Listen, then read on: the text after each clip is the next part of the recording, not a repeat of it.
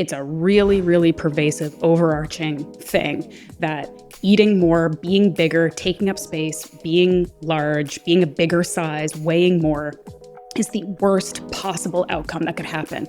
And I could argue with you that having low bone density and getting early onset osteoporosis and sarcopenia and muscle wasting, which is going to have you at a higher risk of injury as you get older, losing your cycle, losing your period, having all kinds of hormonal disruptions, having no energy and mood swings and irritability and brain fog and trouble sleeping and low libido. I mean, this is just the tip of the iceberg.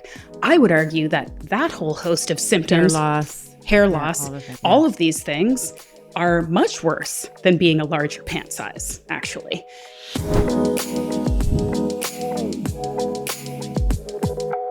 All right. Welcome to The Better Show. Ashleigh, I'm so happy to have you here. I was on your show, gosh, I guess it was a couple months back now, and I wanted you on my show so that we can continue the conversation. There's so many similarities between you and I in terms of our philosophies around exercise and training and the way that we eat and muscle mass and how we sort of navigate just life, exercise and life through the arc of a woman's life. Cool. Love it.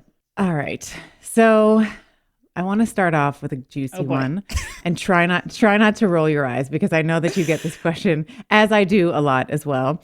Do you think it's possible to build muscle and lose fat simultaneously? Yeah, I'll keep my eyes firmly forward. Yeah.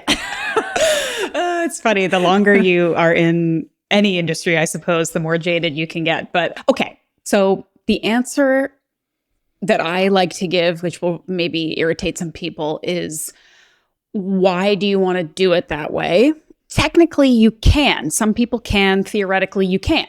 But there are many more efficient ways to go about it, which generally, I would say, again, if we're doing kind of high level answering this question, would involve sort of a cyclical approach where you're focusing on one more than the other over the course of a year, because it just seems like whether you're talking about muscle growth or fat loss or literally anything else that you want to accomplish in life, you tend to do a better job, enjoy it more, and do it more effectively and efficiently when you're focusing on one thing at a time.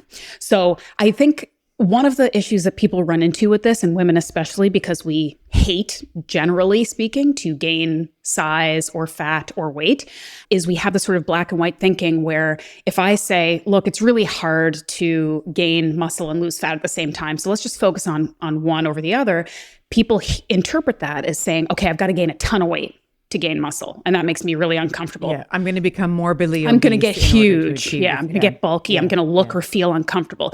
That is not necessary. That does not have to be the case. That can happen with some people if they aren't sort of tracking or paying proper attention to the things that they're doing.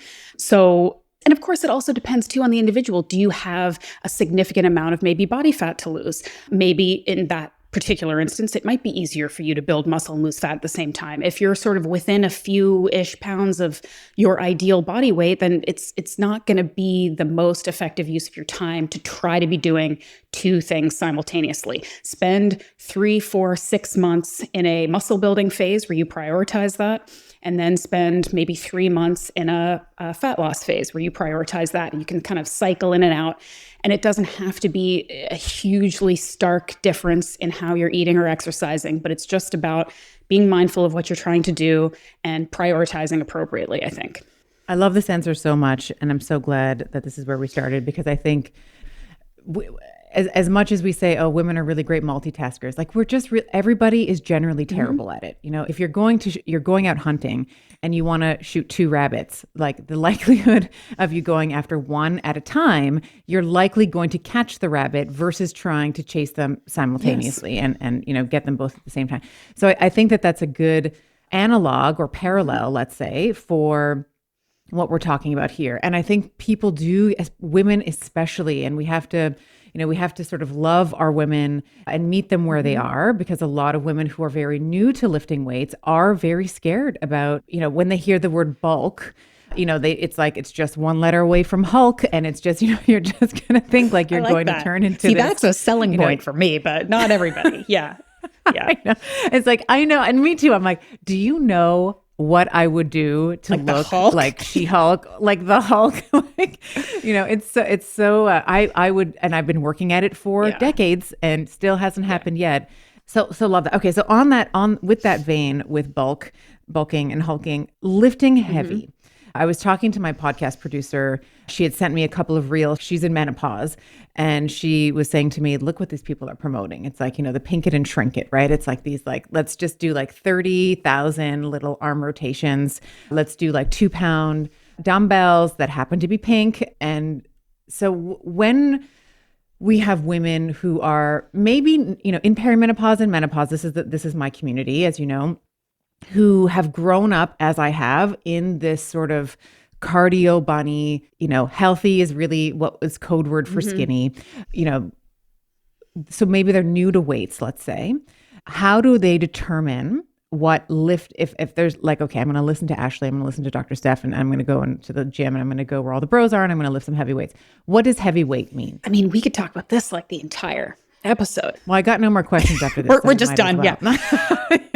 I mean, I think, so I guess the first place I would start would be perceived exertion. So there is some nuance and some subjectivity to all of this, whether we're talking healthy eating, heavy lifting, whatever. It's not black and white, one correct answer for everybody. So you can't say lifting heavy is you got to be shoulder pressing 45-pound dumbbells. That's not applicable to everybody, right? What we want to focus on is muscle tension and perceived exertion. So if it's hard for you, it's probably heavy. It may not be heavy to somebody else, or maybe what you're lifting is incredibly heavy to one friend and lightweight to another, right? What we want to do is we want to avoid going into the gym and wasting that precious hour of our day that we don't always get. It's really precious, important time that we're investing in ourselves. We don't want to waste it by kind of sitting around and letting our mind wander while we flop some weights around and don't really feel much. So some people don't like to go into the gym and lift 2 times their body weight in a deadlift. And so you don't have to do that either. I'm not here to, I don't know if I can swear, I'm not here to shit on Pilates or powerlifting. If you like one or the other, we can work within kind of any parameter, but you have to be working hard. You have to be challenging the muscle. And too often I see the stereotype again from, just like you, decades in the gym. I see guys tend to overestimate what they can lift and then like half rep something that could crush their spine. And women tend to be in there underestimating what they can lift and kind of sitting there looking bored while they're shoulder pressing or tricep pull down or whatever. And I think people, maybe you're afraid of getting bulky. People are also afraid of injury, which is a very valid thing. So you start conservative and you pay attention to your perceived exertion. You pay attention to if your programming, for example, is telling you to do 3 sets of 10 reps of something and your 10th rep kind of feels like your first rep, the weight's too light. If you can barely do 3 reps with proper form, that weight's too heavy. There's somewhere kind of in the middle where you're exerting yourself, you're focusing on it, you're paying attention. You can't be kind of thinking about your grocery list or what you have to do next. You are focused on what you're doing. You're feeling the burn. You're feeling the work. You can still do it safely and appropriately. That's the sweet spot. And you need to kind of play within that.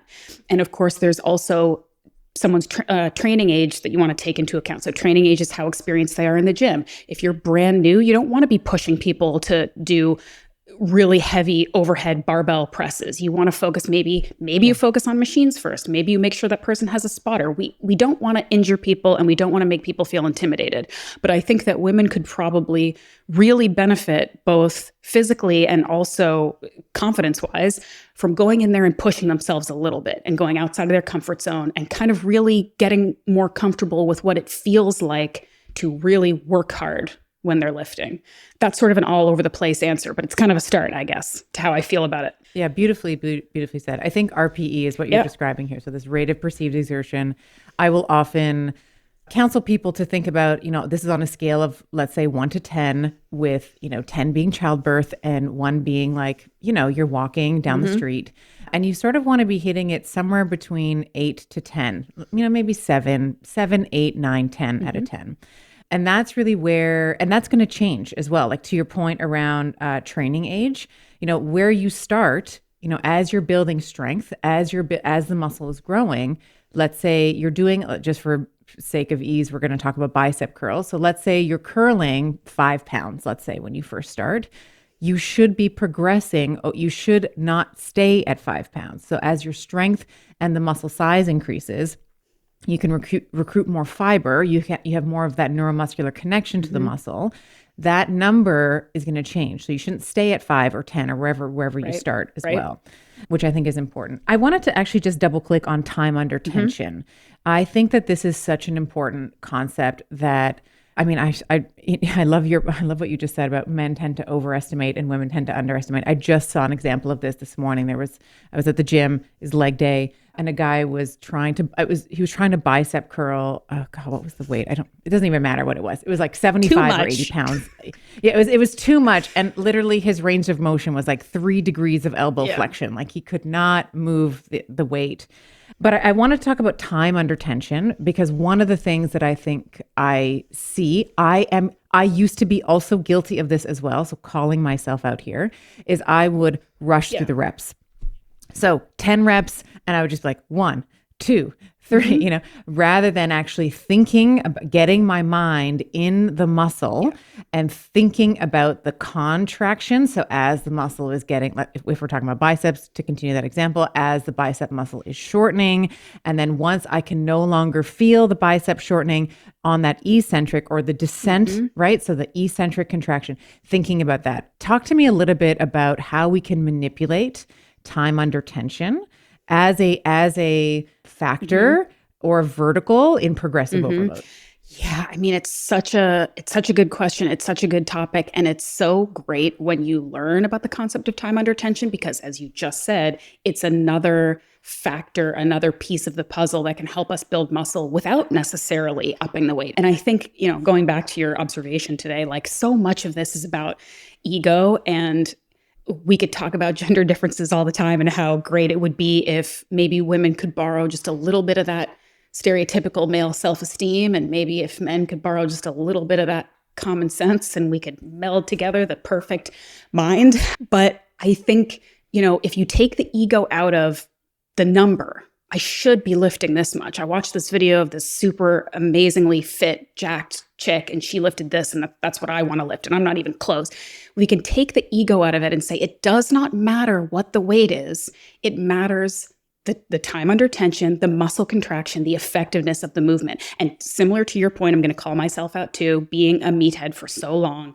This is a relatively newer concept for me too, and it has come with, I think, a bit of wisdom and a bit of an ego shift, where maybe even 5 years ago, certainly 10 years ago, I really cared that people were impressed by what I did in the gym. Like I was trying to be strong and fit and lift heavy weights. Now I care more about getting a good workout, making the best of my time, and being strong and functionally fit.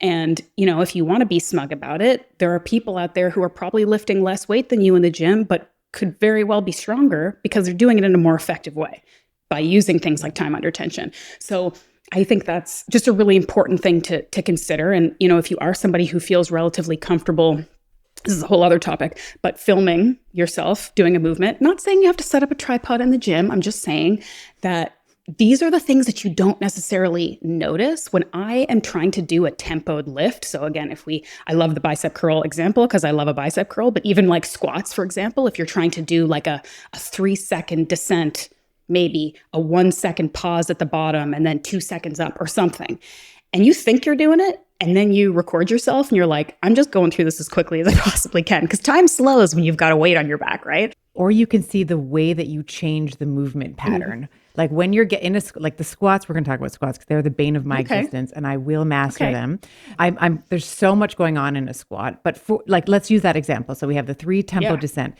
Sometimes if you are not filming yourself, you will start seeing maybe your chest falling forward too quickly, or maybe your knees stop flexing, as you're coming down, and then all that's happening is you're sort of shifting the weight either posteriorly, or your pelvis is starting to tilt in a way that, is going to take the tension off the glutes, et cetera, et cetera. There's so many ways that a squat can go wrong. I love the idea of videotaping. And maybe it is a tripod. Like if you're by yourself, like I have the benefit of having an Insta husband who I'll be like, I wish I need you had to one film of me those. doing I'm this. the opposite of that. Well, because I want to see how I've done. And for squatting, for the longest time, my knees would stop flexing at a certain point. And then it was only once I started filming, I was like, oh my God, I got to work a little bit on my foot mechanics, my ankle mobility. And why is my knee stopping? Right at about 90, my knee stops flexing. But I would never have that feedback. Even though I might have been squatting in front of a mirror, you still don't have the 90 degree, you don't have the side, like the lateral angle. So I love that you brought up videotaping because it can seem a little and I'm just uncomfortable. indulgent. Just uncomfortable. Like I don't want people like looking at me in the gym. And I know if I set up a camera, I'm like inviting people to be like, oh, what's she doing? You know, but if you're doing it for reasons that are helpful to you. And I mean, again, I've done this even recently. Like I'm counting in my head, 1, 2, 3, and I look at the video and it's 1, 2, 3. It's really fast because again, it's just, it's harder in real time. Like what's going on in your head is not always what's actually physically happening. So yeah, but going back to the time under tension, I think you were talking about concentric and eccentric. I think another area that people can really focus on that will really help if we're just looking at muscle contraction and that the amount of time that your muscle is contracting and how that benefits muscle growth and hypertrophy. Think about contracting your muscles during both the concentric and eccentric part of the movement because again, going back to bicep curls, that's a really easy one. We think about contracting that muscle as we're lifting the weight up, and then we just drop it back down. Can you think about contracting your muscles when you're lowering the weight too? That's adding time under tension. I guarantee you that makes a bicep curl way more difficult to do.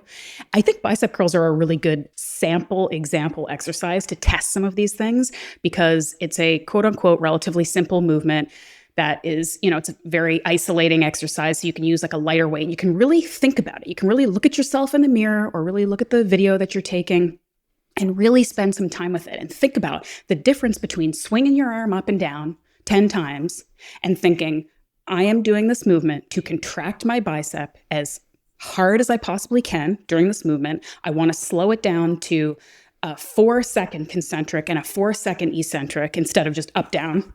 And I want to feel how that feels over 10 reps. It's really incredible, the difference. And it just goes back to, again, if you're investing this time in yourself, if you're taking this really, really precious time out of your busy life to go and work out, let's, again, get rid of the ego, get rid of the comparison, get rid of what other people are doing, and think about how can I challenge the muscle the most effectively in the time that I'm here. And time under tension is a really, really excellent, it's an excellent sort of addition to think about. And also, if you're somebody who's newer and you are a little unsure about weight, if you're thinking like, I'm really not sure about the weight yet, I'm not really sure about what, exertion or, the perceived exertion thing or the reps in reserve, how many reps I could do. Like if you're not really sure about that stuff yet, just slowing down the movement can really, really help increase the difficulty factor without kind of making any other changes. I love that. I think for, continuing with the bicep, and I'll throw in shoulders here because I was actually recently called out by a guy and I was so thankful for it because I was doing front raises with dumbbells and I could lift the dumbbell, I could lift it up to parallel, no higher, and then the weight would drop. Right. And he just came up to me like this big bronze, we always say, oh, bros, eye roll. But this guy was like the biggest guy in the gym, but probably the biggest teddy bear in the gym as well, too. He came up to me just out of nowhere and he said, can you lift that weight higher than your shoulder? Like out of nowhere. And I was like, no. And he was like, all right, let me see it. So I did a rep and it was, he saw that and he said, you're also dropping the weight too quickly, which means you can't control the weight. So I said, oh, okay. So I was doing, I can't remember what the number was. Let's just say 20 pounds. I forget the number. So I dropped it down to 15. Yep. And all of a sudden, it was like full range of motion. Like I could get that front delt raise. I could get it all the way up. So like arm right at my ear and then all the way back down with control. So that was, a moment of learning for me where I said, oh yeah, to your point, the eccentric also matters. So if you can get it up on the concentric and then you just drop it as I was doing with that front raise, let's say, that's also an indication that you're, that maybe you either need to drop, strip the weight, drop the ego. You can totally do that as well. And then and I know that I'll eventually get back to whatever that weight was. Let's call it 20 pounds. And I'll be able to bring that, shoulder raise all the way up. Yeah. And I mean, at the very least, you're kind of just wasting half the movement, right? Like you could be getting more out of it. So why not? Right. Yeah. Right. Let's actually talk about full range versus partial reps. I know that there's a lot of conversation around the validity of both. I know that there's people in the space, sometimes like witnessing the guy this morning, literally doing 3 degrees of elbow flexion with the bicep curl. I was like, all right, guy, like you probably need to drop it a little bit. And I do see the value in partial reps. Yep. Like there are some times where this morning I was doing partial rep squats. I was doing like 30 or 35 reps. So it's like higher volume. And I'm trying to sort of tire out. I was trying to hit like the upper glutes in this squat that I was doing. So what do you think about full range of motion? Is that sort of the template? Usually, what do you think of partial reps? Give me the goods. So this is another area that, similar to you, I think I've kind of evolved as I've learned more. And maybe in my younger years, I would have said like full ROM or no rep, get out of here, come back to me when you can do like a pull up with a lockout at the end, And I still am I'm still a little bit of a stickler with pull ups. But anyway, now my response would be, and this is probably like the biggest thing I deal with my clients in my like health coaching practice is, let's talk about what the purpose of this is. Why? What are you doing this for? And in many cases, people are doing half reps or not a full range of motion because they want to do a heavier weight for their ego, or because maybe they have mobility issues, in which case that could be a valid reason, or that could be an indication that you need to work on mobility. There's two aspects there. In many cases, partial rep stuff is something that is done for maybe some hypertrophy, some like extra pump, some higher rep stuff that is sort of has a place in the programming as well as full range stuff. I don't think that we should be maybe erring on the side of partial rep. I think that sort of is a tool and it's a place, but a lot of it goes back to what's the purpose. And if you're doing really not great range of motion just because you want to be able to do 15 pull-ups instead of 5, that's not a good reason. Maybe if you have some mobility issues that you're actively working on and you kind of just can't do that full lockout, okay, well then we'll work around that and we'll work on some other things too. So I guess the short answer is I think there's a place for both. I think in most cases, we should all be kind of working for the ability to do a full range. And just another kind of caveat I'd put there too is that, and this is especially, I think, good for women to learn, and I talk about this a little bit in some of the courses and the programming that I've created, is that full range of motion is also going to look different on different bodies. And you mentioned squatting. I'd be interested to hear why that's sort of like a challenge for you, if maybe some of it has to do with body mechanics or even just like physiology and like skeletal makeup, right? That's what I think it is. My femurs are long. Yeah. My femurs are long, so I have a harder time staying upright. I feel there's a point in the squat where I'm locked. Like I can't actually go any further unless I start to flex, like there's more hip flex. So I'm dropping the chest so I can initiate a bit more hip flexion. 100%. So that's going to be a thing. So if people have, in relation to their torso and their legs, if they've got a longer torso and shorter legs, powerlifting, Olympic lifting body, if they've got like longer legs and a shorter torso, you're going to have a harder time with some movements, and not even necessarily always a harder time, but maybe your setup's going to look a little different. Maybe the execution is going to look a little different. Yeah. So in many cases, my husband is 6'3" with like the longest arms I've ever seen on a human, super long legs. His squat is always going to look very different than mine. I'm 5'4". I've got relatively short limbs.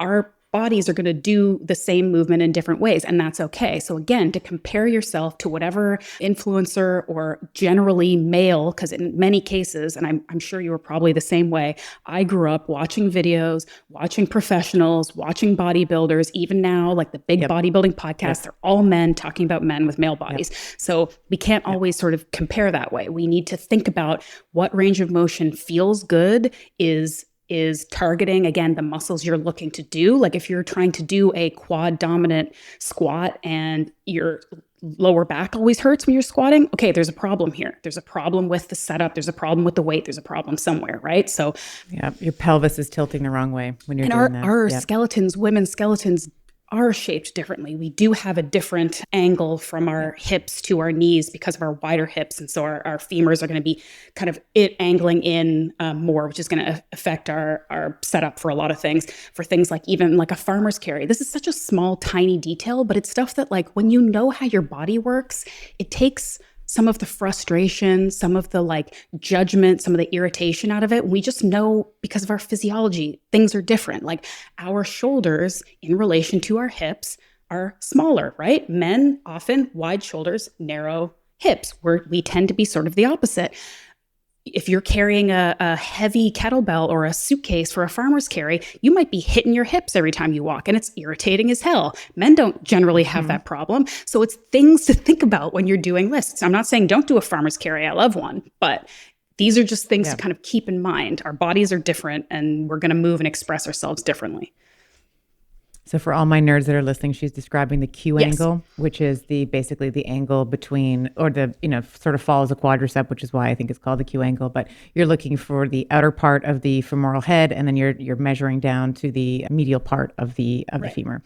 And for women, that Q angle is much more exaggerated. It's like the curviness, right? It's like we tend to be more knock-kneed, which the technical term there is genu valgum.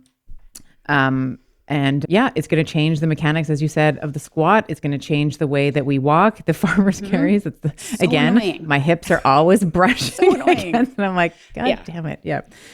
I love that. That's so great. Okay. So what we're talking, so I love this because this is another way to think about progressive overload, is like, how can we have perfect form? How can we execute a beautiful squat for our anatomy, for our current movement strategy, understanding what the movement strategy is? Have we developed some compensatory patterns that we need to maybe strip off the weight a little bit or kind of get back to basics? I had to do this with the squat. So I've talked about this on the show before, but every time I hit 185 pounds on a barbell squat, like a back squat, I would always injure my left knee, like predictably. And then I would have to strip it back, and I would have to do then it was 45, it was like 135 for a while. And then I would then it was 150, and then I'd work my way back up to 185. And then I injure the knee again.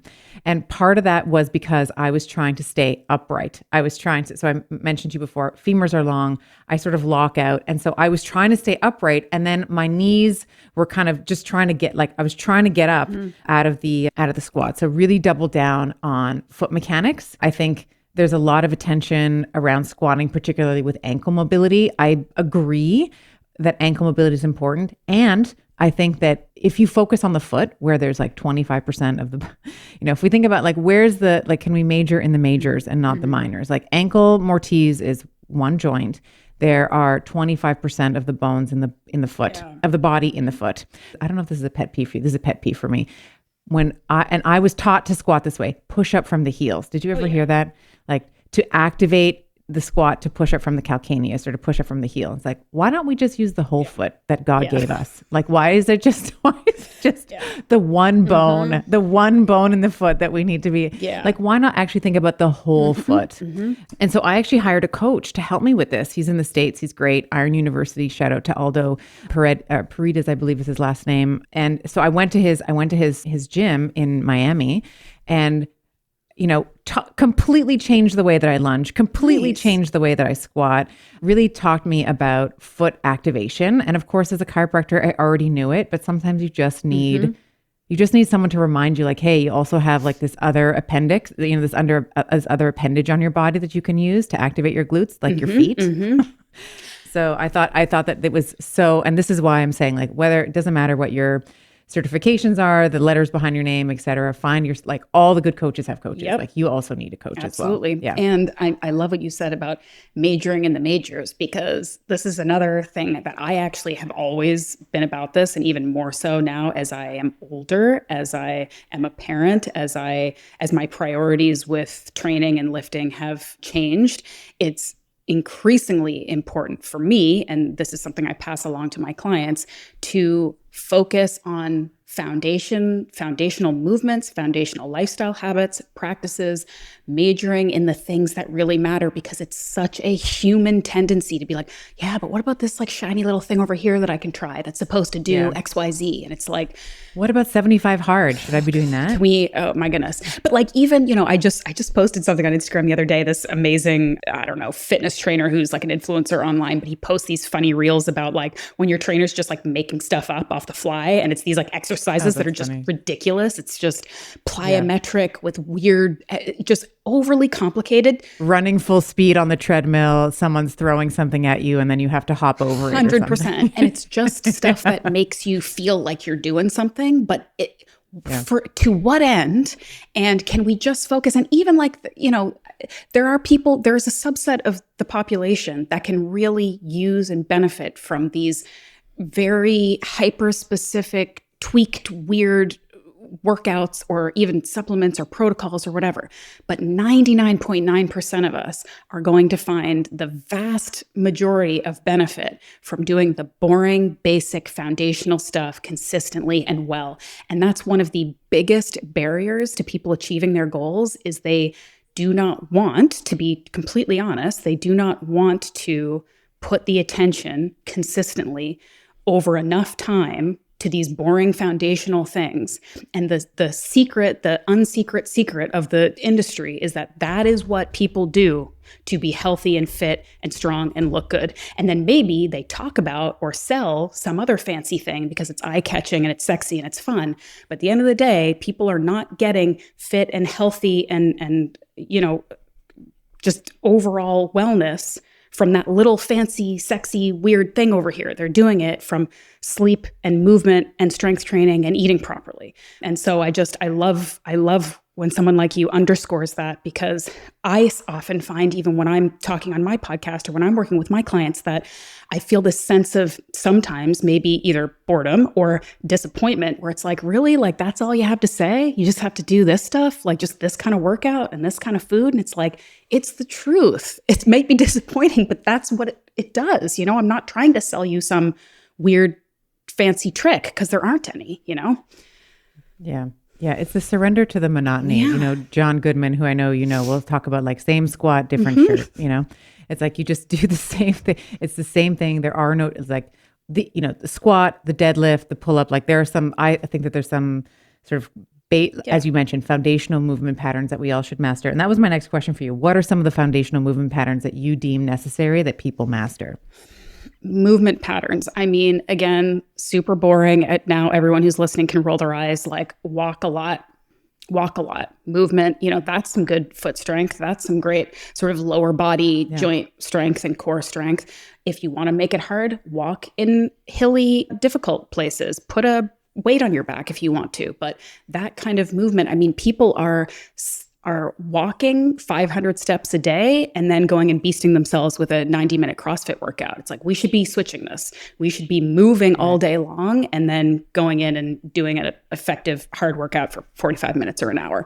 In terms of like movements in the gym, again, it's like, well, what I would do if I could only do a couple movements for the rest of my life, it would be squats, some variation of a squat, lunges, push-ups, pull-ups, some kind of overhead pressing, some kind of upper body pressing. That's basically it. That's all. I mean, of course, you can get into the weeds on like RDLs and single leg stuff and unilateral training, which I think is also very important. But if you can do, and as a grown woman, if you can do a decent amount of proper push-ups, if you can do a couple pull-ups, if you can do an effective, strong squat with your body weight, those are impressive, important, functional movements. Yeah, love that. Yeah, I agree. We used to, in the clinic, I used to do very similar, these were the sort of initial, when I had patients coming in, we do an initial assessment of them. A wall sit was one of them. Push-up was one of them. So I would ask them to do a push-up on their toes to see how many they could do. Most women, they could either do one or they would punch out one, but it wasn't a push-up. It was just, there was so much bowing and so much distortion in the upper body. We would look at grip strength. I would see if they could, we had a sort of a rehab space. So I would go into the back and see if they could do any type of pull-up, whether it was a scapular pull-up, full pull-up. Most women, it was a no. And then squat mechanics, balance, proprioception, that kind of thing. Yeah. Let's talk about injury. You mentioned, and this is something that I've always paid attention to because it was the bread and butter of my practice for, 16 years. People would come in from, I don't mean to call out any one thing, but CrossFit, was just call it out. It just, so I love So I love it for the community. I love that it gets people moving. And I think that the as many as you can in the, let's say, whatever the WOD is, we tend to sacrifice form for quantity. It's like we tend to sacrifice quality for quantity.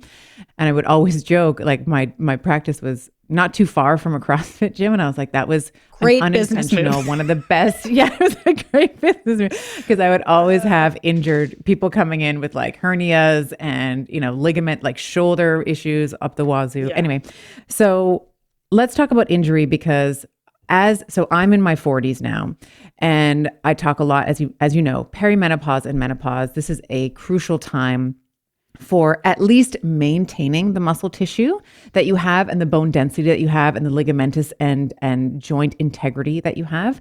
But ideally, with the science and with the how our understanding of muscle tissue and the skeletal system or the skeletal system, depending on what area of the world you're from, someone actually complained that I say skeletal. Is that Canadian, like, do you all think? right. What is that? I don't know. That's how my teacher said it. It was like the neuromusculoskeletal system. So that's just because my teachers would say it Tomato, like that. tomato. So tomato. Okay. So musculoskeletal system. Maybe I don't know if that's American or whatever. So we know that this is important to maintain, ideally add on to as our sex hormones are in flux during that time. And there's a rapid change that we know that happens at menopause or leading up to menopause.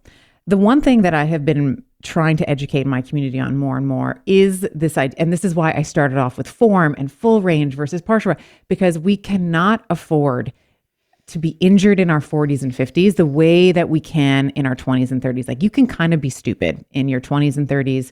The ego can get involved, as it was involved with me for many years. But now in my 40s, I have to be relatively stringent with my form because taking me out of the gym now is far more deleterious to the impact that it's going to have on my body composition, on my hormones, on my mood, on my affect, on my sleep, all the things than it might have in my 20s. So I wanted to talk a little bit about injury prevention. I have a couple of questions, but first I wanted to do you have the same opinion? What is your thinking around injury prevention in general? And then we can kind of get into some of the specifics. Well, it's funny because as you were talking, I'm thinking I 100% agree with this. And there's a reason why, people in their 20s, there's a reason why sort of the life's journey happens the way it does. Like you kind of are off on your own, making your own dumb mistakes while you're young and resilient enough to deal with it. But as you were talking, I'm like, you know what? I actually kind of want to challenge this a little bit because just because you're young and supple and can bounce back faster doesn't mean that we should be maybe as reckless as we are. And we kind of make light of like, yeah, go be dumb and like do CrossFit till you're dead in your 20s and then we'll fix it later. Because a lot of my clients, a lot of my friends, a lot of people in my community are still dealing with injuries they got when they were younger, are detrimentally impacted now in their later 30s, 40s and beyond because of quote unquote dumb stuff they did when they were young because they could get away with it. That they never fixed. They never fixed. Yeah. And also that may have permanently redirected their lifestyle habits in a way that they're now suffering. So, a very common story that I have, and this is not about calling people out or judging people, it's common. So if you hear yourself in this, don't feel like you're dumb, feel like you're part of a very large group of people. Having a human exactly. experience. Somebody who maybe we use CrossFit or maybe people who did a lot of like endurance running or like long distance running or something. And so then they injured their knee or injured their hip or something. And then in your 30s, which is a period of time when a lot of people are progressing in their career, having kids, doing things like that, and oftentimes prioritizing maybe their fitness less. They go through maybe a decade where they're like, I used to work out all the time and fitness was my identity and I did all this and I did all that and then I was injured and then I stopped. And now maybe I'm 40 and I'm feeling a little bit better and I want to get back into it and I feel completely lost, like I'm starting all over again, instead of like sort of a secondary path they could have taken where if the programming and the decision making was a little bit more intelligent when they were younger and they weren't beasting themselves because they were 25, maybe they could have kept going doing the sport they love this entire time. And they're enjoying lots of muscle mass and lots of energy and good functional movement because they didn't beat themselves into the ground.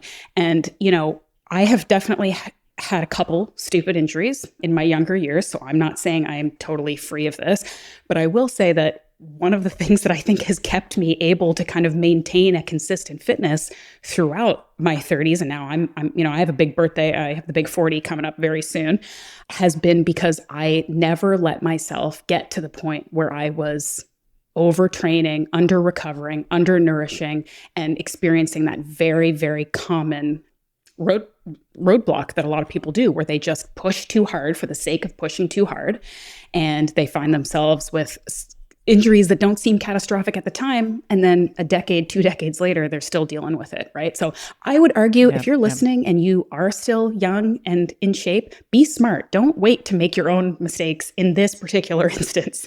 Be smart and protect yourself now so that you don't have to deal with it later on when it's harder, Yeah. And thank God for my chiropractors, because I have been under regular care for like the better part of maybe working on 30 years now. That's how I actually became a chiropractor. I was a patient first. And the other thing I'll add, just as a clinic, this is just my observation in clinic, is that individual who's pushing themselves so much in the gym is going to go to the chiropractor or the physical therapist or like some body worker, and they're going to go until they see some symptom resolution. And then they're going to stop. And then they're going to go back into the gym, and then they're going to re-injure themselves. So they just sort of wait until the pain is subclinical.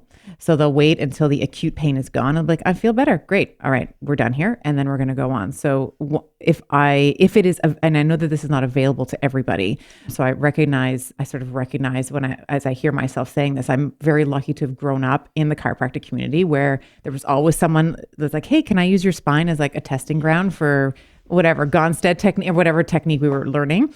So I'm blessed in that way. I mean, I guess it's also a blessing and a curse, because if you're the guinea pig spine, then you could certainly create some injuries there too. But I'll say that sticking with regular care of some sort, whether it's a regular adjustment, a regular visit to your massage therapist. I mean, these are things that I do. I'm regularly in my, and I have friends that I pay for. I do not say, hey, I know we're friends and just like, we'll just swap. I pay for the adjustment. I pay for the massage therapy. I pay for all the things because I do believe in their value.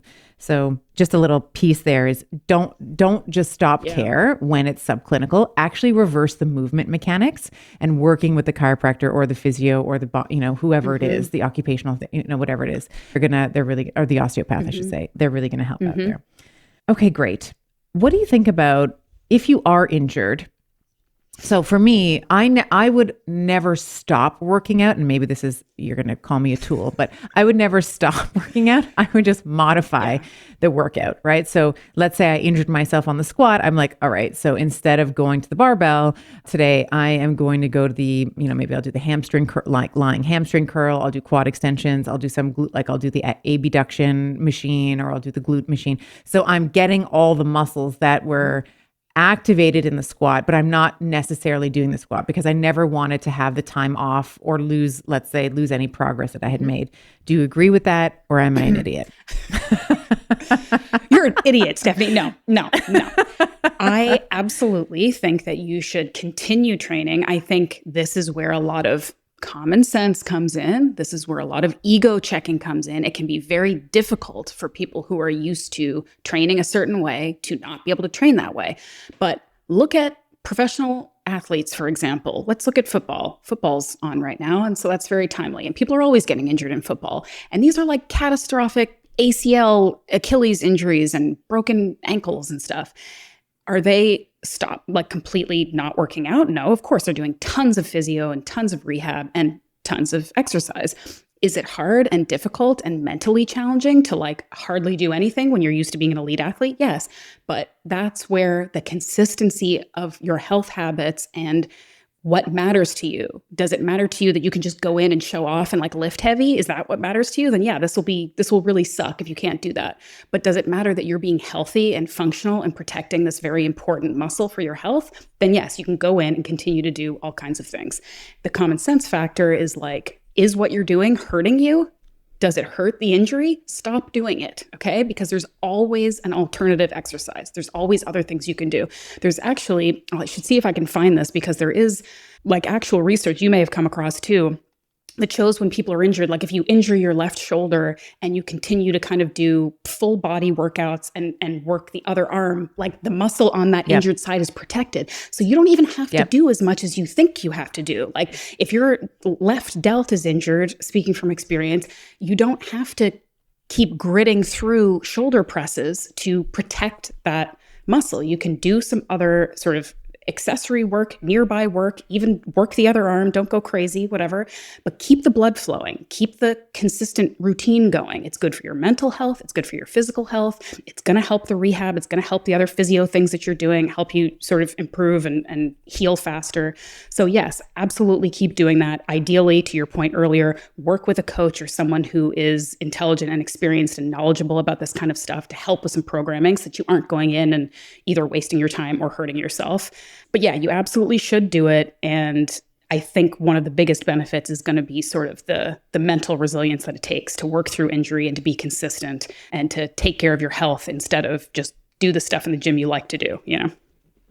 Yeah. And I would say that, you know, to your point, the prognosis of the patient, the quicker that we're able to start replicating, at least activating some of the muscles, maybe in a different way, or at least the movement pattern so that we can correct the movement pattern. So I would have a lot of ankle, I would see a lot of ankle injuries. So the quicker that I could get them toe tapping, doing some heel raises so that we can kind of challenge it was usually the lateral side of you sort of sprain the foot, usually rolling on the outside. So when the quicker we could get them to calf raises, eyes open, eyes closed, all the stuff, the better their prognosis tended to be versus like resting it and not doing anything until they felt like they were ready to come back. So I agree with you on that. The other thing that I really like for injuries is blood flow restriction. I don't know if you've ever played around with that, but I find that to be wonderful. Shoulder injuries in particular, it's if you can wrap it around wrap the blood flow restriction around the sort of just around like the top of or base of the shoulder, I guess you could say, base of the deltoid. I found that to be very effective for, again, like pushing the blood and pushing all the sort of the healing nutrients that we're trying to do into the joint that we're working. I haven't done that as much as maybe I should, considering I do have my own sort of nagging, ongoing shoulder thing. I have played with it a little bit and I have heard some really good things, but it's an area that I actually probably should be exploring more. It feels awful. So I'll just preface it by saying it is one of the more, I have the Katsu bands. So KAATSU, I believe is how it's, and they have this cyclical feature on it. So you wrap the band around the arm and then it sort of inflates. So it sort of cuts off the blood flow and then it relaxes, inflates. So I actually really like that because you're sort of it's a pulsatile program that helps to drive the blood flow into the area. And again, when we're talking about injury, like as a rehab tool, it's wonderful. As a prehab tool, it's wonderful. And even just if you wear it, sometimes I'll just sort of wear it as I'm doing housework, and my hands, like you really like the whole, like you get that sort of post-workout pump in the arm. It's really nice. So I might have to look into that. Yeah, it's really cool. You mentioned undernourishing. So we were talking about injuries and you said, hey, if you're undernourished, probably, and I would probably say that most females, even at the athletic level, are going to be in sort of this low energy availability, like they're not eating enough.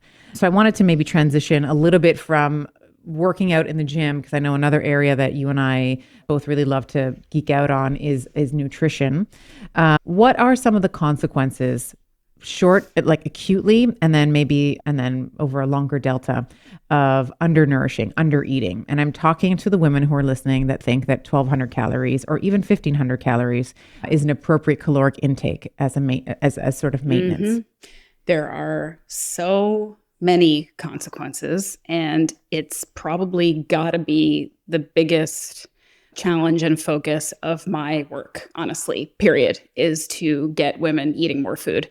And, being in this industry, in the kind of bubble that we can be in, it can seem silly or unrealistic, or like I'm kind of preaching into a vacuum to say things like women should be eating more than 1,200, 1,500 calories, or you won't get bulky if you lift weights. But then when I speak to the general population, when I speak to clients who are coming to me who haven't maybe been in this world for so long, and that is still the narrative of, well, you can get away with, 1,200, 1,300 calories. I've been doing it for 10 years, I don't want to lift because I saw this one CrossFitter who was super jacked and I don't want to look like that, because that's going to happen to us all, right? Anyway, these things are One can dream. One can dream. anyway.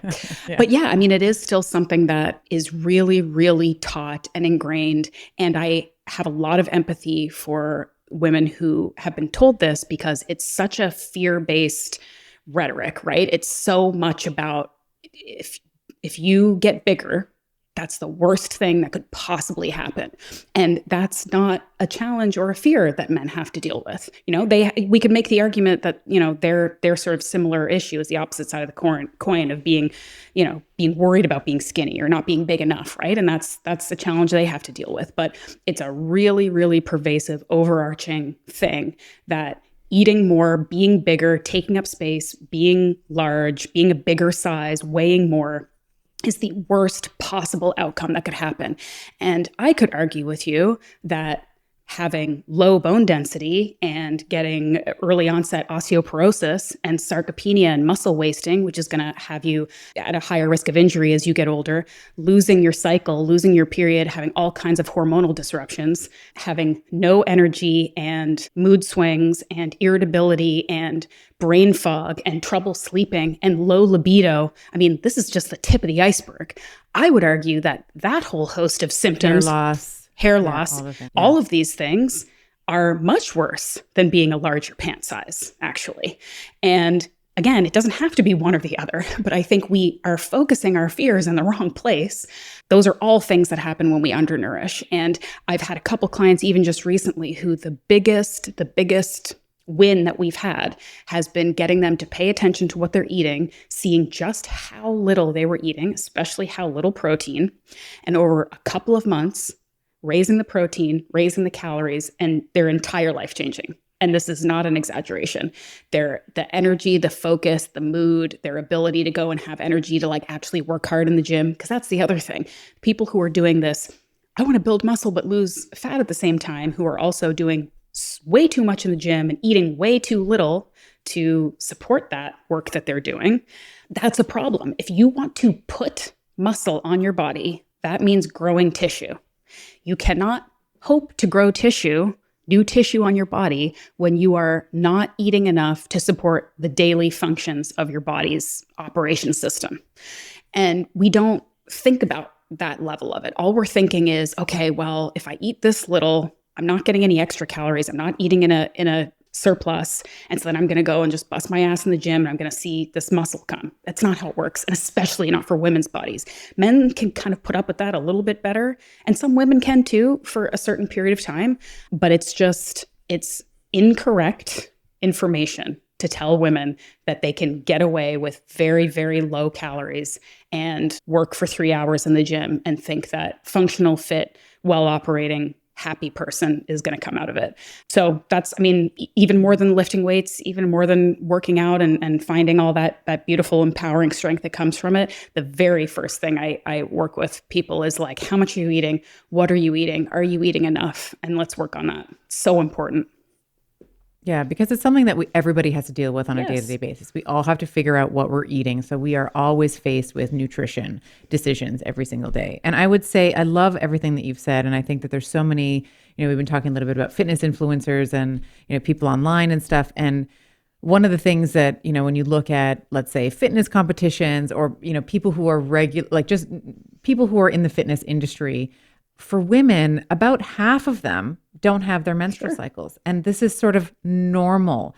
And let me, for the record, say that it is never normal not to have a menstrual cycle. Right. If you don't have a menstrual cycle, it means that you don't have enough body fat. You don't have enough tissue, as you were saying, on the body to sustain the necessary, whether or not you want children, necessary reproductive cycle. And, food is a safety signal. Right? Like, one of the things I was talking to David Rabin on stress and eustress and like good stress, bad stress. And we were talking about this idea that one of the cornerstones for female healing in particular is to feel safe. Like we cannot grow, we cannot flourish if we don't feel safe. And I think that the same actually applies here. You are not going to be anabolic if you don't feel safe. If you don't have food, your body is not going to feel safe. You are not going to be growing any kind of tissue. And if anything, I would say, we mentioned it I think you mentioned it earlier in our conversation, maybe if you are someone who has a lot of weight to lose, that might be true. But as you get closer to your goal weight, quote unquote goal weight, and weight, another thing we're going to talk about weight. I'm just going to shelf that for a moment. But as you get closer to whatever whatever your goal is, your body's not dumb. Like, you're not just going to linearly keep losing fat. You're going to start sacrificing other tissue as well. Organ tissue, bone tissue, muscle tissue. So food is absolutely a safety signal. And I love that you talked about protein, because again, as we age, and we've talked about this on the show, but it's worth reiterating, as we age, that anabolic signal to the muscle, the neuromusculoskeletal system decreases, right? So that ratio of bone building to bone breaking down cells changes. The sensitivity to insulin in the muscle changes. The sensitivity to growth in the muscle changes. So protein, and I'll let you expand on this, in my opinion, is the only macronutrient that actually changes as we age. Like the requirement of protein actually changes as we age. We need more of it, which is why I don't agree with some of the blue zone conclusions and and this is actually why I've changed my opinion on fasting. I used to fast a lot. I used to talk about fasting quite a bit. And I still think it's a tool, not to be completely disregarded. But I think that when we think about applying it for women, we have to be very, very careful that, because my clinical working with clients, women overdo it. I'll tell them, I want you to fast for 12 hours, and they fast for 14. If I tell them I want them to fast for 14 hours, they'll fast for 20.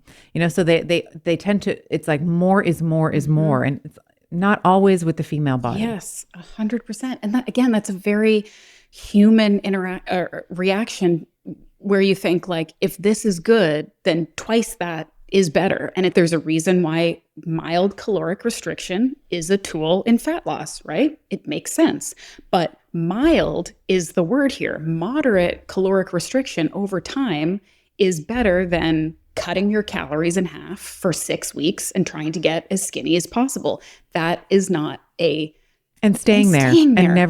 And never actually changing your caloric intake. And I mean, again, that is a very, very common thing. And I see it a lot with everybody, where I see it a lot in the fitness industry and the wellness industry too. And I'm sure some people in our world who kind of do this too, where they sort of preach something and practice something different, because everyone kind of secretly in their head thinks, I'm different. It's like the whole sleep thing, right? Like, there are a lot of people who are like, look, you need 7 to 9 hours of sleep a day, and that's non-negotiable. But secretly, they're burning the candle at both ends, and they're waking up at 4 to get their workouts in and all these things. It's like, you're not different. No one is special. As much as you'd like to believe that we you all are. like to think we're special. And sure, we're special in our own little ways, but not like that. Not like that. We can't get away with starving ourselves and not sleeping and being stressed out and overtraining. Nobody benefits from that in the long term. Nobody.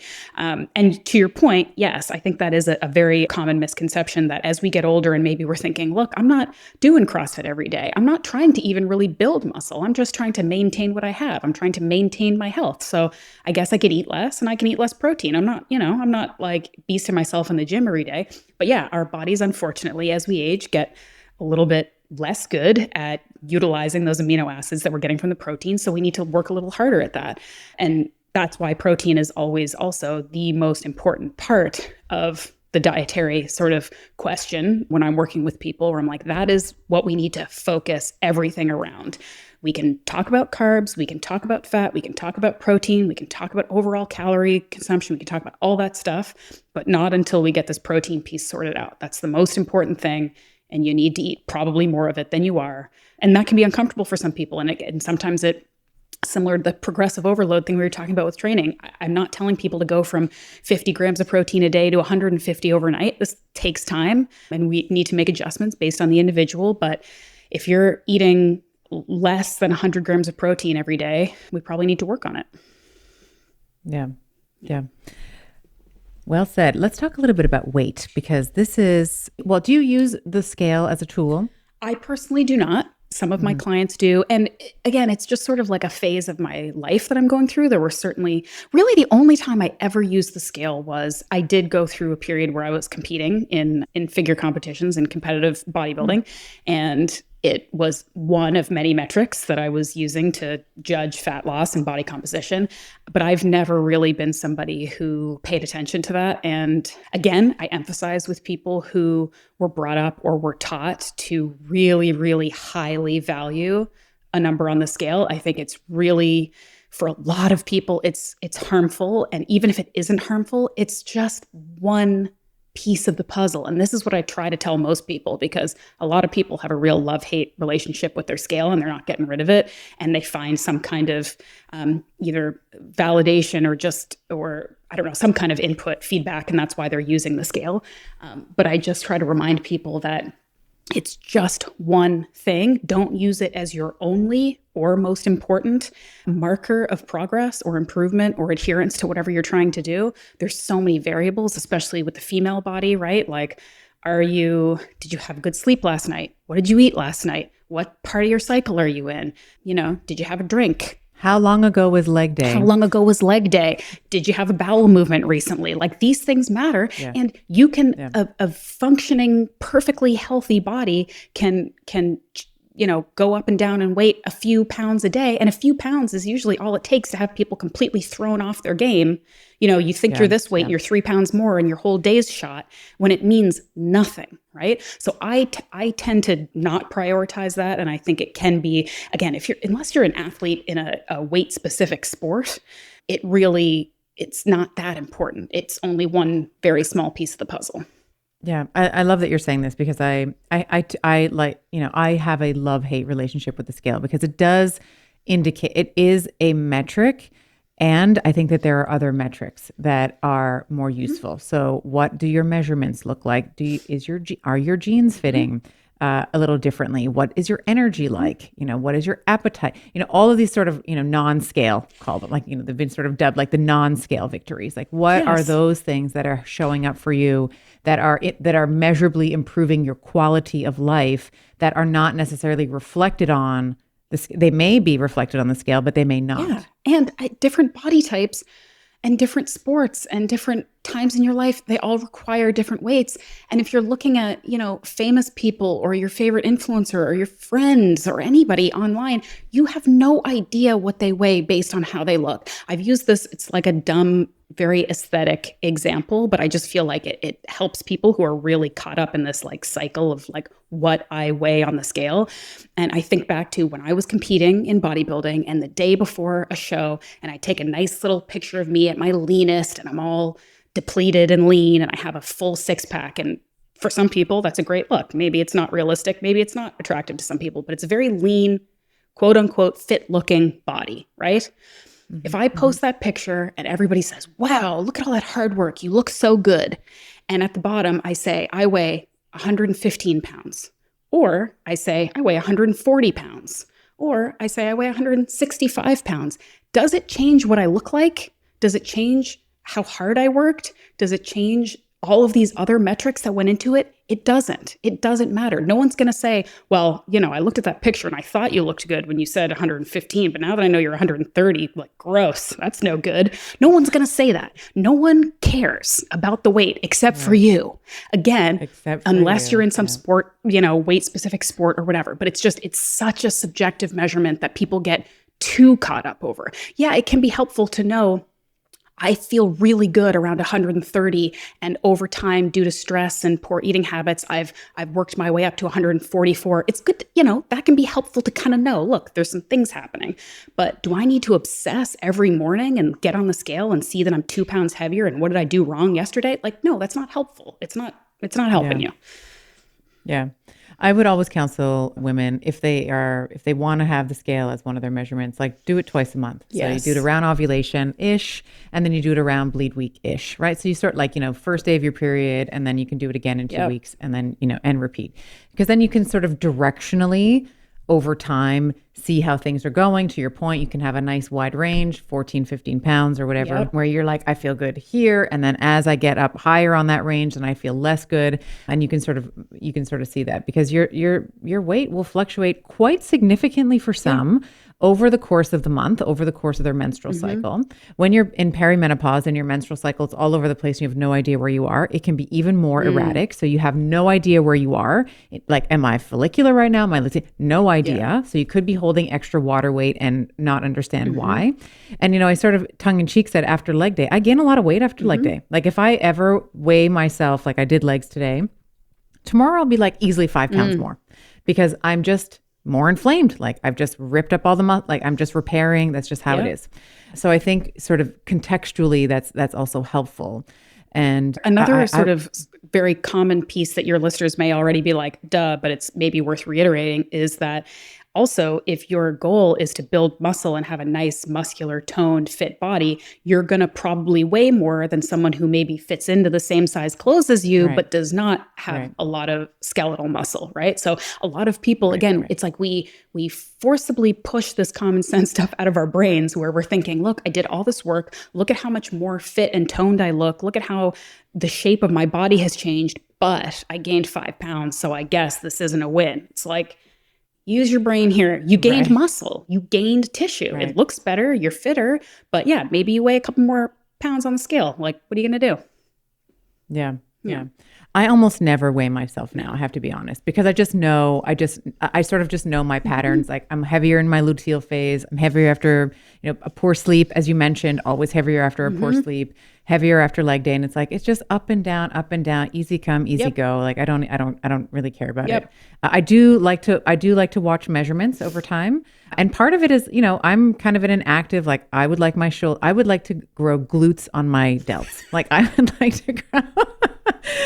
like to grow glute size delts. I want to make a note of that. That's the line of the day. That's so good. You got to clip that one out. That's so good. I've got to clip. Yeah. All right. So my AV production, I'll make sure. So I want to get broader. Like I want to have larger measurements up, in sort of my upper body. And then if my glutes are growing, I'm also like, I'm pretty happy with that as well. Yeah. Okay. I really appreciate that about you because again, one of the things that I have found hard to find in the women's fitness community, especially with trends being what they are right now, very glute focused.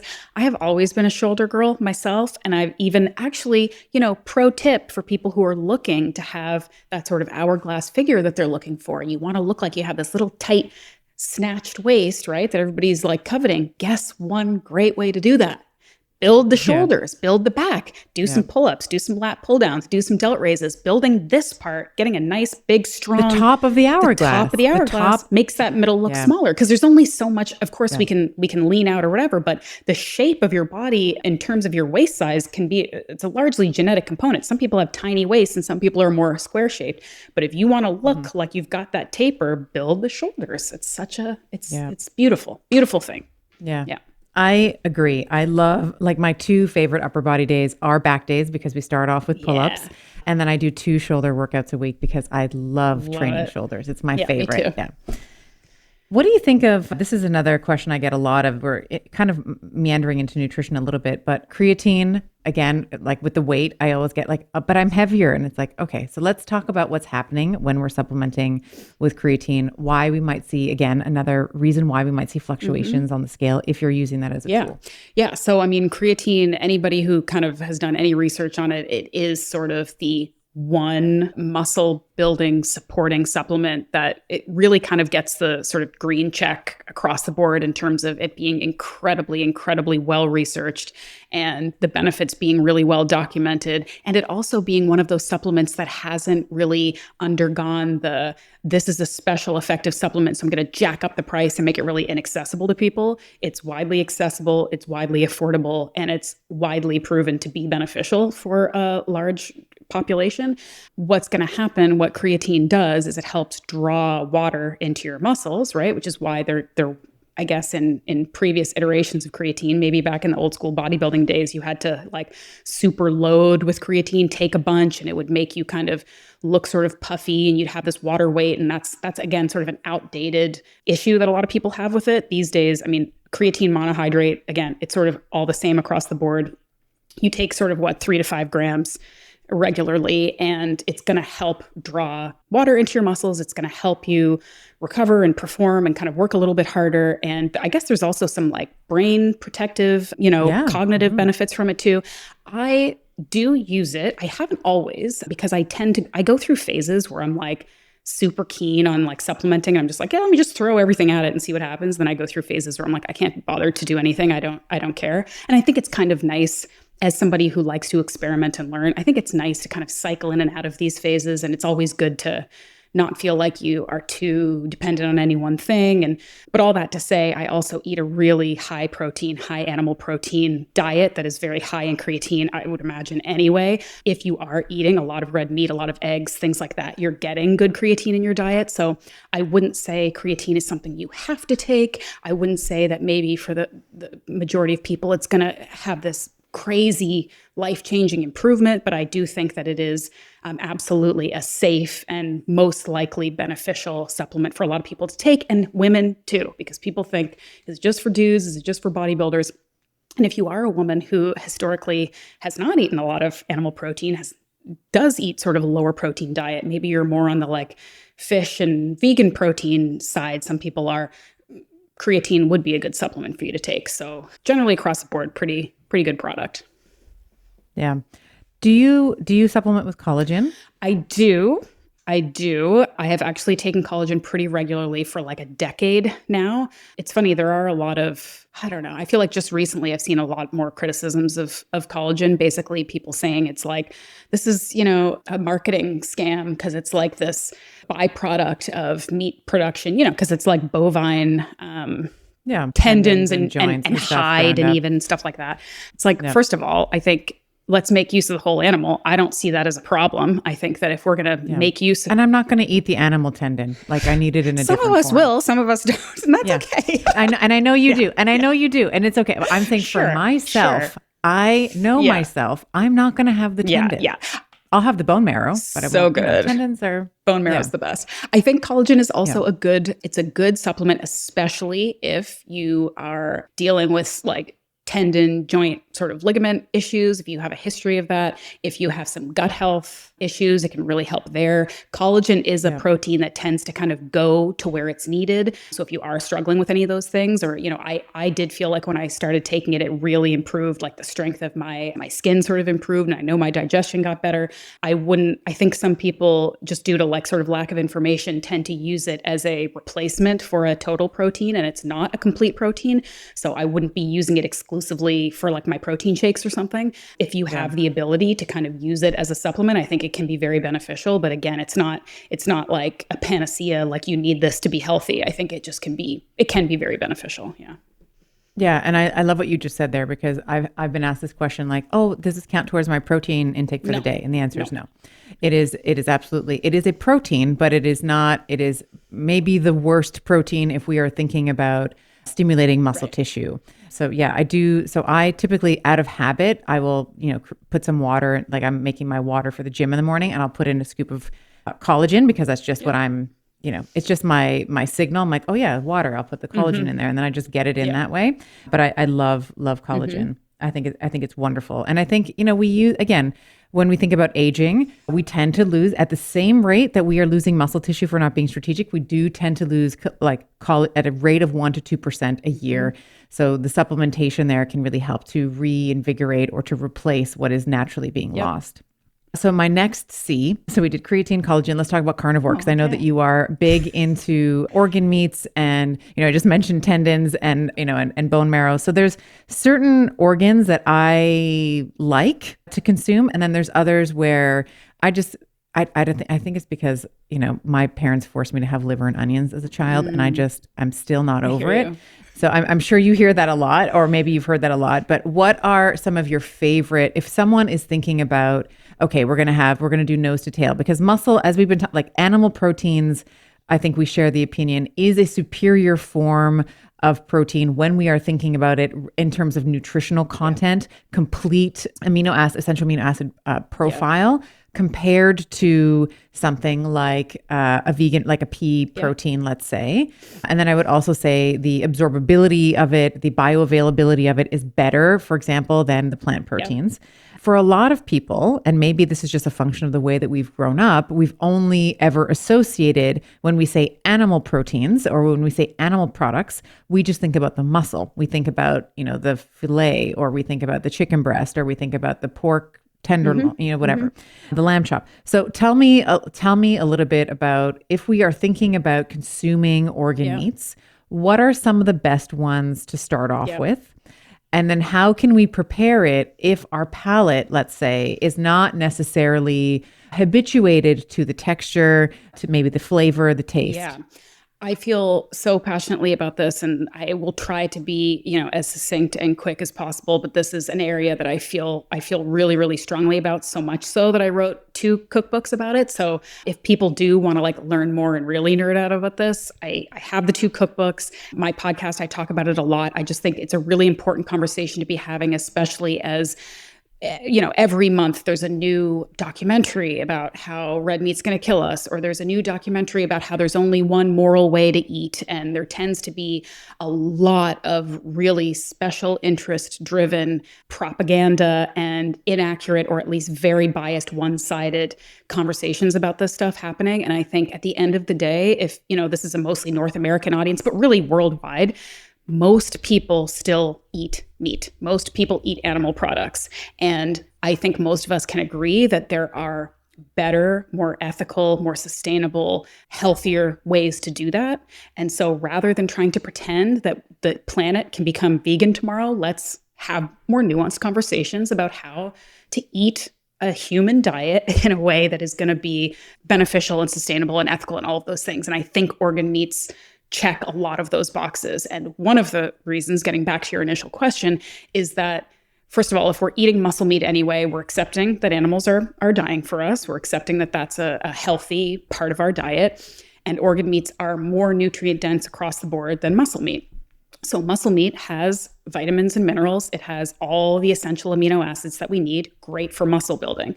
Organ meats have, and this is almost across the board, some organ meats more than others, have really, really high concentrations of extremely essential vitamins and minerals that help our bodies work. Everything from iron and phosphorus to vitamin A and K and CoQ10, which is a really powerful antioxidant, and so many sort of unsung heroes of the body that just sort of keep us working, that we don't even think about until suddenly we get sick or something stops working and we do a blood panel and we're like, oh, we're super low in whatever, probably because we aren't eating a really super nutrient dense diet. And in many cases for women, because we're eating a low red meat diet, right? So if you want to really maximize, even if you want to minimize how much animal protein you're eating for whatever reason, moral reasons, financial reasons, whatever, organ meats tend to be cheaper. They tend to be way more nutrient dense, ounce for ounce.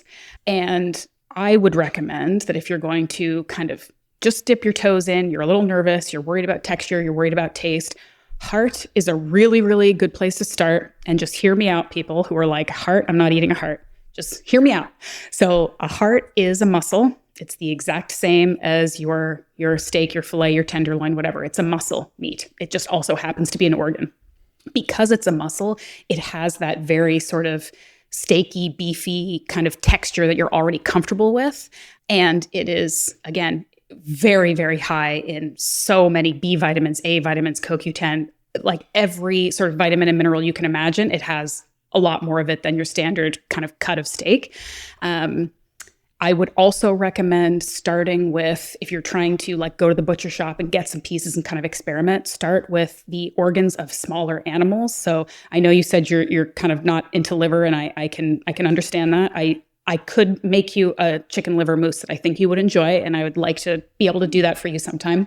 But if you're looking at the liver, the heart, whatever, of chicken, turkey, lamb, it's going to taste more mild than if you're going straight for the bison liver or the buffalo heart or whatever. Larger animals are going to have a stronger taste.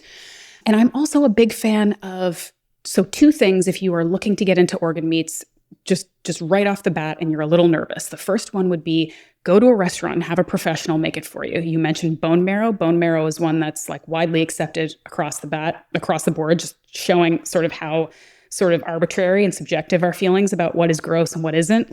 You're literally sucking the marrow out of a bone. You don't think anything of it, but we look at a beef heart and we think it's extreme. It's it's a different part of the same animal you're already eating, right? So just to kind of expand the thinking around it. But go to a restaurant, go to a French restaurant and get foie gras, or get, a liver terrine, or some kind of charcuterie board that has some like fun little. Actually, I love foie gras. Right? I love foie gras. Delicious. Yeah. It is delicious. Chicken liver mousse, delicious. Go to a Mexican restaurant and get tongue tacos. Tongue is another absolutely delicious cut of meat that I don't know if we even have time to get into, but it's so good. But have somebody who knows what they're doing make it for you so that you can see how good it actually can be, how it's really supposed to taste. It takes all of the sort of fear of you having to like find it and prep it. You just get to enjoy it, right? So just kind of open your palate that way in a very like low stakes way. And if you try it and you don't like it, you literally are right back where you started. You haven't lost anything, but you may try something that's delicious and healthy, and you've kind of, expanded your experience a little bit.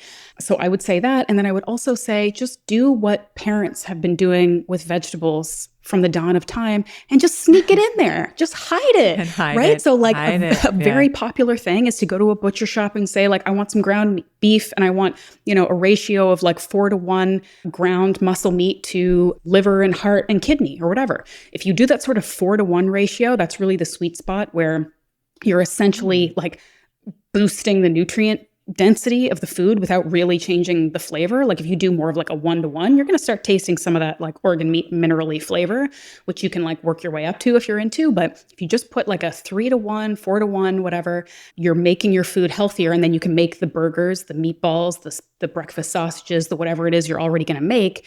And it's healthier and it's better for you. And you're not really noticing much of a difference. So those are kind of my initial recommendations off the bat.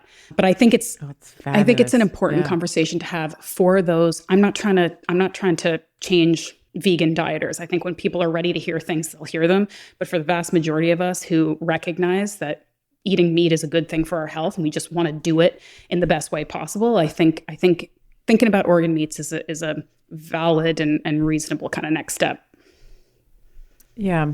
I mean, I have a lot to say on it. Every time I've said something about it, someone makes some video about me, but I'll just tell them to come talk to me. I'm ready for somebody I'm ready to go negatively viral talking about it. I'm ready. So I've had people do duets with some of the things that I've said. I'm like, oh, for God's sake. Anyway, but yeah, I think that there's something to be said around, I mean, for hundreds of thousands of years, we're apex predators for a reason.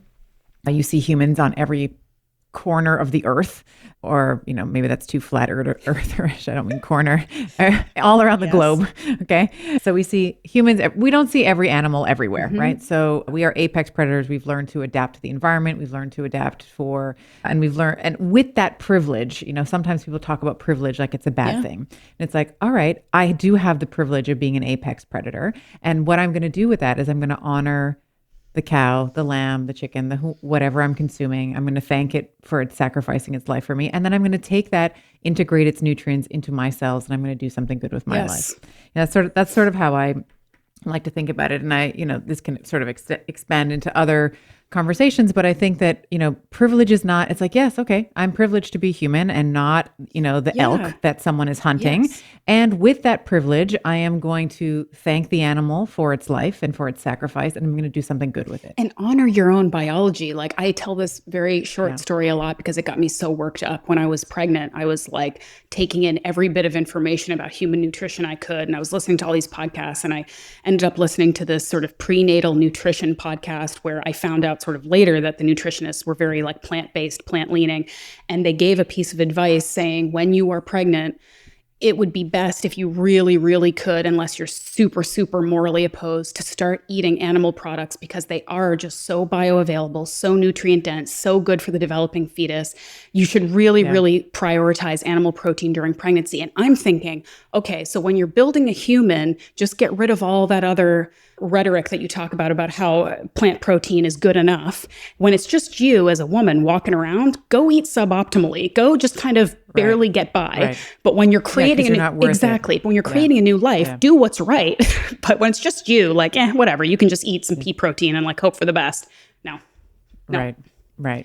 Yeah, I am absolutely aligned with you there. I do think, and to your point, I think that when people are ready to hear the message, they will. I think a lot of people Even who've experimented with vegan with time, at least this has been, and certainly this may be biased with the population that I serve, but often women will come to me and say, my hair was falling out, I was gaining weight, I was losing muscle mass, I was miserable, I had, sleep was, my teeth were I was starting to get more cavities, all these different things that sort of change. Yeah. More achy, more more sort of arthritic-like symptoms and presentations. So, you can sort of do it for a while, I think. And I think anything is fine for a while. You can sort of have some type of, because honestly, the vegan diet is better than the standard American diet. Sure. Like I would recommend if someone's like, hey, I'm not willing to, have a burger anymore at Burger King or wherever, what's better? The vegan diet is better than that. But it's like, that's okay for time, because you're definitely going to be having more fiber, you're going to be having more of the phytonutrients, and then we can have a conversation about, plant availability, but all of that, it's better. But what's better than that is to, at least for the vast majority of the population, it seems that an omnivorous diet works really well. So high on the animal proteins, and that can include the organ meats, as we've been discussing, and the muscle meat, and then some plants. Yep. I love mushrooms, man. I don't think that I could never, if I don't ever have mushrooms again, I would be very sad. I had sauteed onions and mushrooms and sausage for lunch right before I came on this call. So, and again, like vegan diet, yes, vegans and carnivore-ish people are closer than they are different, really. Yeah. But to your point, it's like a vegan diet is better if it's a whole foods vegan diet. Like you can do a keto diet and it can be really bad. You could do a carnivore diet that is not great. Yeah. Carnivore, again, it's so strict that really you kind of can't really bastardize it too much. But like you can make any of these sort of fad or trendy diets bad or good. I think if you focus on, again, like single ingredient whole foods, and then you personalize it, your carnivore-ish or high protein plate is going to look different than mine and his and hers. And so again, it's like less looking at what other people are doing and more thinking about use the common sense, use the physiology, and just pay attention to what you need, listen to your body, respond to it, and you're going to get closer than you think. Beauty. All right, so I'm going to hold you to the chocolate liver. Was it the chocolate liver mousse? Is that what we're doing next time? So there's a chocolate blood pudding. That's an Italian specialty that I love. Okay, so I'm part of my background is Portuguese, so I love like the blood sausage. I love all of that. Okay, well, I can do that for you. I can do that for you. I got excited. There's also a chicken liver mousse. I can send you actually that recipe. Chicken liver mousse. That's one of the most popular recipes in the book that I can send. I have a link to it on my website so people can check that out. And if they like it, they can. We'll put in the show notes. And then they can go buy the whole book if they like, because that's the tip of the iceberg. But that's one that's just it's very crowd pleasing. Like you put that on a cracker or a carrot and like people are going to like it. It's not, and it just shows you it doesn't have to be scary. You don't have to choke down a raw piece of liver to get the health benefits. You can just kind of sprinkle this stuff in here and there, expand your palate, expand your sort of fun in the kitchen, and like be healthier as a result. It doesn't have to be scary. That's great. I love that. And I actually, I grew up on liverwurst. So it sounds like it's kind of similar. So if you look at liverwurst, it's like there's some kidney, there's some heart, there's some liver, there's kind of stuff all in there. So I'm already used to that. It's just like the raw liver. I think that's like boiled, like that. It was boiled. It was boiled. Yeah. And I would, it just wasn't prepared properly. That's 100%. Probably what it was. It's the same with vegetables. You grow up like kids don't like Brussels sprouts because no one likes a boiled Brussels sprout. Like you got to make it good. You got to throw some bacon in there, put some spices on it, have some fun with it. You need to fry it in oil and salt and bacon and cheese. And that's how you eat a Brussels sprout. Perfect. Oh my gosh. Well, this has been such a wonderful conversation. Honestly, it just feels like we've been hanging out. I love it. Just chatting about it. Hasn't really felt like a podcast at all for me. So chicken liver mousse, very excited. I'll put that in the show notes and I'm very excited to make it. I'll send you a picture when I do. And if people want to if they want to buy your cookbook, they want to follow your work, just plug where people can find you. Thank you. And it's been a pleasure. Thank you so much for having me. It's been awesome. Folks can basically reach out to me. My website is sort of the place where everything is. So it's just my name, AshleighVanHouten.com. I have some free ebooks there with some recipes around both my cookbooks and some other stuff. My podcast is called Muscle Science for Women, and you should definitely just check out Stephanie's episode first, obviously. And you can. There are others. There's a couple others. Don't worry about it. That's the important one. And then you can say hi to me on Instagram. My handle there is The Muscle Maven, and that's it. Muscle Maven. Awesome. All right. All these links will be clickable in the show notes. Ashleigh, it's been wonderful. Thank you for coming. Thank you.